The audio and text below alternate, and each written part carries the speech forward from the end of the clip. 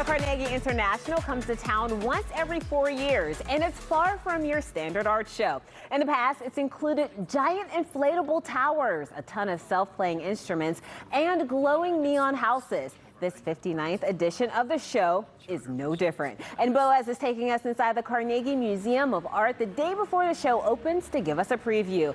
Boaz, has your mind been blown yet? Oh yeah, my mind has definitely been blown. And here's the cool thing this year. The show starts as soon as you walk up to the Carnegie Museum of Art in Oakland. So we are outside the museum right now. I'm here with Dana here to give us a tour of what you're going to see when you come up to the museum. So parked in front of the museum is a van. Now, how much is this parking spot? This must be a pretty premium spot. Yeah, I love that. Well, actually, this van initially had its first travel in 1975. This is Peter Jamison's van. He is an artist as part of the 59th Carnegie International, one of 61 other artists and collectives. And so Peter in 1975 was interested and invested in and an advocate for how to connect the artwork of his people, the Haudenosaunee people. And so Peter was saying, you know, how can I connect these artisans that are working across territories? And so he thought, let me take a van and I'm going to bring their artwork to each other. So he created a traveling art exhibition of Haudenosaunee artists across the Seneca Nation. And when he was invited to be in the Carnegie International, he said, you know, I would like to bring that back. I want Pittsburgh and the world to know about our Seneca traditions and artisans. So he drove the van back to Pittsburgh, and he invited his fellow artists to join him in the gallery upstairs. Oh, how cool. Yeah. And there's something special that's happening tomorrow, right? Absolutely. That's sort of an extension of this journey. So May 2nd is our official opening day of the Carnegie International. And Peter wanted, again, to share this work with Pittsburgh. So he is setting up a barter in Pittsburgh, and you can meet him here at the van at 11 a.m. Okay. Bring something that has value to you, that is special to you, whether it's an artwork, and see what he thinks.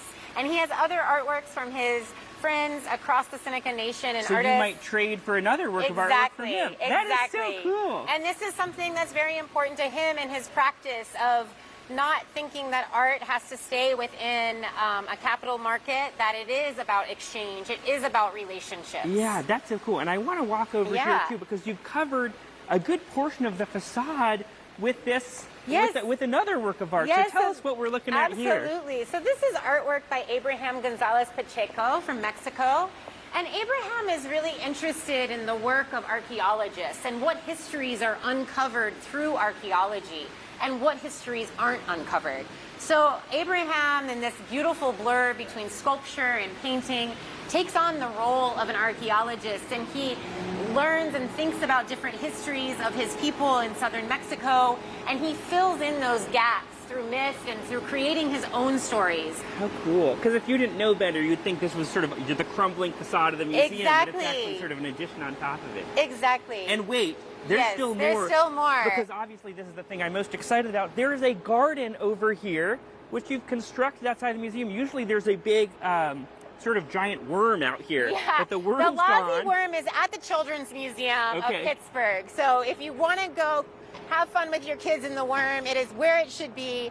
And now we're so excited to welcome you into the Pila People's Garden, which is a garden that Ginger Brooks Takahashi, who actually lives in Pittsburgh, this is her artwork for the International. And the Pila People's Garden invites you to come and to bring your lived experience and your traditions.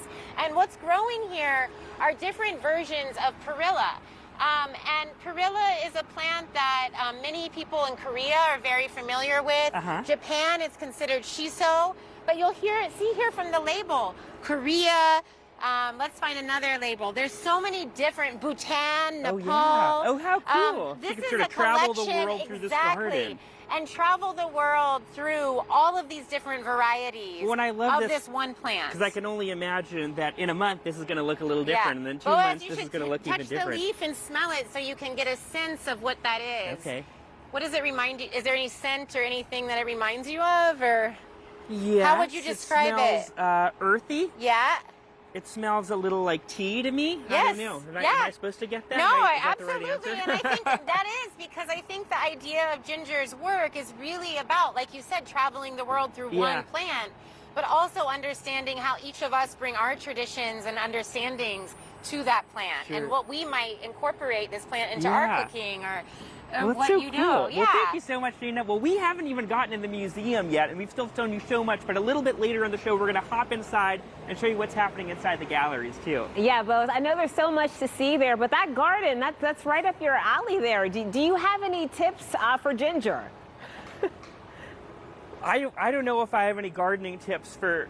I think the artist really knows what they're doing over here, but I do love this fencing on the side. I might take inspiration from that in my own garden. That's willow. Yeah. Oh, really? Yeah. Cool. There you go. Ginger waddled this willow together, and it's this practice of weaving willow. Amazing. Wow, that's really There's cool. Still more to learn. All right, Buzz, we're going to check back in with you in a little bit to learn more about the Carnegie International. That's really cool.